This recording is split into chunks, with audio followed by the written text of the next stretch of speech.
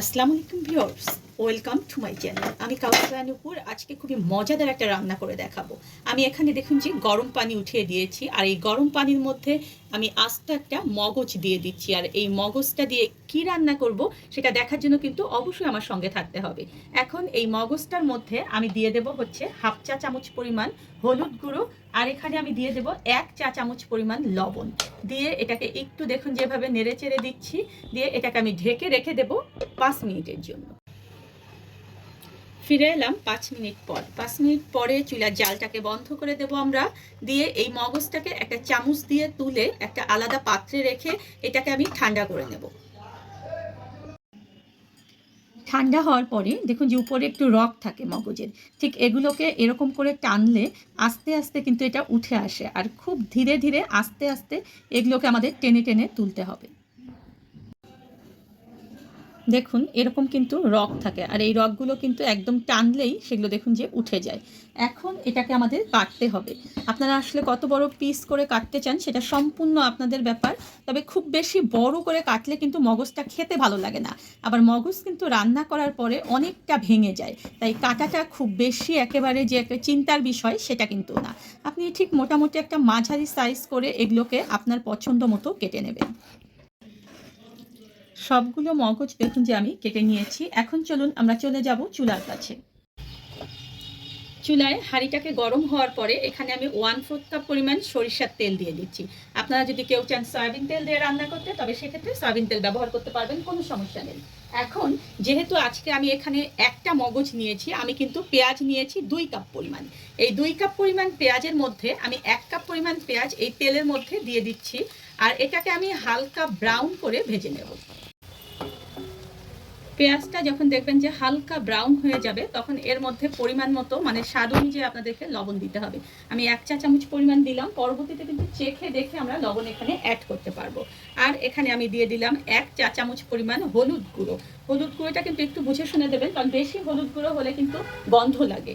এখন এর মধ্যে আমি 1 টেবিল চামচ পরিমাণ আদা বাটা এবং 1 টেবিল চামচ পরিমাণ দিয়ে দেব রসুন বাটা। মশলার মেজারমেন্টটা কিন্তু একটু মনে রাখবেন, কারণ মশলা যদি কম হয় তখন কিন্তু এই তরকারিটা খেতে ভালো লাগে না।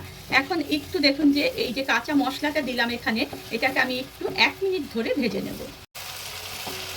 মশলার সাথে একটা সুন্দর গন্ধ বের হচ্ছে। এখন এর মধ্যে আমি দিয়ে দেব দারচিনি 3 থেকে 4 টুকরা, আমি 2টো বড় এলাচ দিয়ে দিচ্ছি, আর 4 থেকে 5টা লবঙ্গ এবং 4-5টা ছোট এলাচ আমি এর মধ্যে দিয়ে দিলাম। এটা কিন্তু এরকম তেলের মধ্যে মশলার মধ্যে দেবেন, খুব বেশি আগে দিলে কিন্তু এর ফ্লেভারটা নষ্ট হয়ে যায়।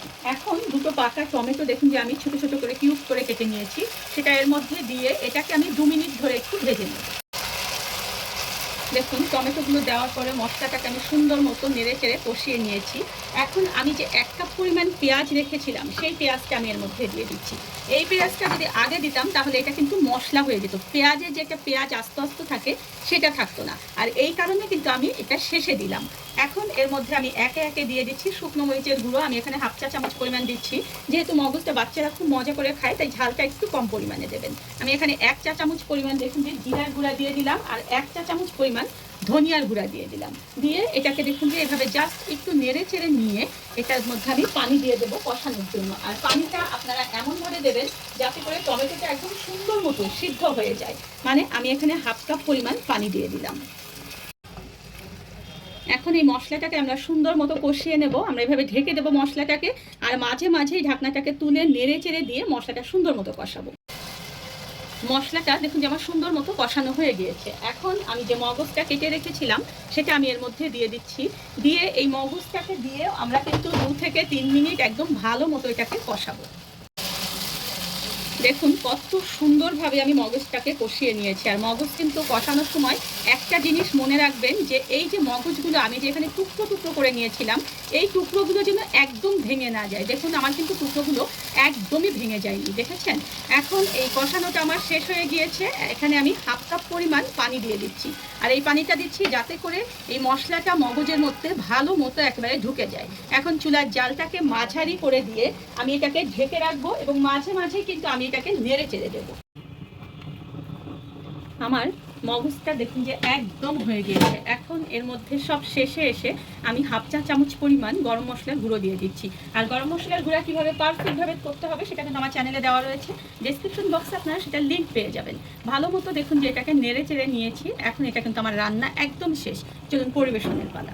মগজের এই রান্নাটা দিয়ে পরোটা, রুটি, সাদা ভাত, পোলাও বা খিচুড়ি যেটাই খাবেন সেটাই দেখবেন যে অনেক অনেক মজা পাবেন। আর বাচ্চারা এই মগজ রান্নাটা অনেক বেশি পছন্দ করে। আপনারা আগে কিভাবে রান্না করতেন আমি জানি না, তবে এই ভিডিওটা দেখার পরে অবশ্যই একবার ট্রাই করবেন।